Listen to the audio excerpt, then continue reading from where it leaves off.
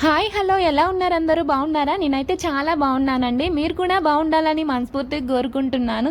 మళ్ళీ ఎక్కడికో వెళ్తున్నట్టున్నారు అనుకుంటున్నారా? అలా తిరగడమే అయిపోతుందండి నా పని. ఎక్కడికి వెళ్తున్నది చెప్పేస్తున్నా అండి. మా పెద్దమ్మ వాళ్ళ ఇంటికి అయితే వెళ్తున్నాండి. అక్కడ చిన్న పండగ అయితే ఉంది, ఫెస్టివల్. కానీ చిన్నది కాదు, చాలా పెద్ద పండగే. అది సమ్మర్లో అవుతుందండి. చాలా ఉక్కబోత, చాలా ఎండగా ఉంది.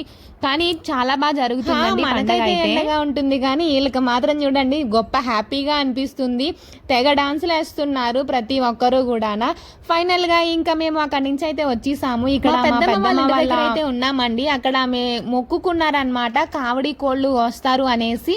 అది మా నితేష్ బాబు గారు పట్టుకొని వెళ్తున్నాడు. వాడి కాళ్ళు అది కడుగుతున్నాము. చెప్పులు లేకుండా గుడి దగ్గరికి నడవాలి కదండి, కాళ్ళు మామూలుగా కాలట్లేదు, అప్పడల్లా అంటిపోతున్నాయి.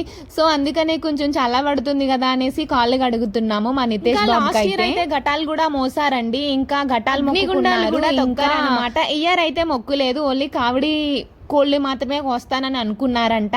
సో మేము అందరం గుడికైతే బయలుదేరిపోయాము. గుడికైతే వెళ్ళిపోయామండి. కానీ ఇప్పుడు మళ్ళీ కావిడి కోళ్ళు ఉన్నాయి కాబట్టి మళ్ళీ ఇప్పుడు వెళ్తున్నాము. అంటే తల్లి వచ్చిన తర్వాతే కోళ్ళు పట్టుకొని వెళ్ళాలండి. ఇప్పుడైతే తల్లి వస్తుంది. గుడి ముందు ఇలా పడుకున్నారు, ఇదేంటి కొత్త ఆచారమా అనుకుంటున్నారేమో. అవునండి, ఇక్కడ ఆచారం అండి. తల్లి వచ్చిన తర్వాత అలా పడుకొని ఉంటారు. వాళ్ళ మంచి దాటుకొని తల్లి ఇక్కడ ఆచారాలు అక్కడ ఉంటాయి కదండి. నేను కూడా పడుకోవాలి అసలు అయితే, కానీ రావడానికి గుడి దగ్గరికి రావడానికి లేట్ అయిపోయింది కదా, అందుకని నేను పడుకోలేదన్నమాట. ఎందుకంటే అక్కడ ప్లేస్ కూడా లేదు, చాలా మంది ఆచారాలు చూడడానికి చాలా బాగుంటాయి కదా. ఇలాంటి ఆచారాలు చూడడానికి కాదు, చేయడానికి కూడా చాలా బాగుంటాయి. ఇష్టపడి చేయాలి కానీ ఏదైనా బాగుంటుంది నమ్మకంతో. ఇక్కడ చూస్తున్నారా, చిన్న పిల్లలు, పెద్ద పిల్లలు, ముసలి వాళ్ళు, ఇలాంటి ఎవరు లేరు, అందరూ పడుకున్నారు. ఎవరు కోరికలు వాళ్ళకు ఉంటాయి కదా. సో కష్టాలు బాధలు లేకుండా ఎవరు ఉండరండి ఈ రోజుల్లో. కాకపోతే కొంతమంది బయటపడతారు, కొంతమంది బయటపడరు, నవ్వుతా తిరిగేస్తారు. చూడండి అమ్మవారి దర్శనంకి అయితే ఎంత అల్లాడిపోతున్నారో కదా జనాలు. నేను కూడా అలానే వెళ్ళాను, కానీ అసలు రెస్ట్ లేదు, ఖాళీ లేదు గుడి దగ్గర ఎక్కడా కూడా.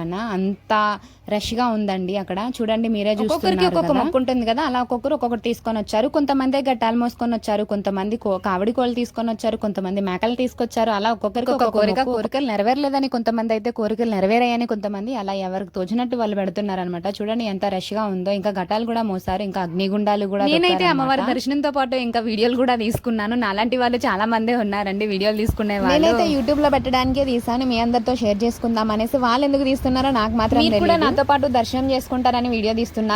మీరు కూడా దర్శనం చేసుకోండి. నాకైతే దర్శనం అయితే చాలా బాగా జరిగింది. దర్శనం అయిపోయిన తర్వాత అక్కడ అగ్నిగుండాలు దొక్కుతున్నారు, అక్కడికైతే వెళ్తున్నామండి. నేను ఇప్పుడు చూడడమే కానీ తొక్కడం అయితే ఎప్పుడూ లేదండి. అగ్నిగుండాలు చూస్తాను కానీ ఎప్పుడూ తొక్కలేదు, కానీ చాలా భయం వేస్తుంది కదా. అన్నట్టు అడగడమే మర్చిపోయాను, మీలో ఎంతమందికి ఇలాంటి పండుగలు అంటే ఇష్టం? ఎంతమంది ఇలా అగ్నిగుండాలు దొక్కారు, ఘటాలు ఎంతమంది మోసారు, నాతో షేర్ చేసేసుకోండి. మీ సైడ్ ఎప్పుడైనా ఇలాంటి పండుగలు జరిగాయో కామెంట్ చేసేయండి. ఓకేనండి, thank you for watching, bye.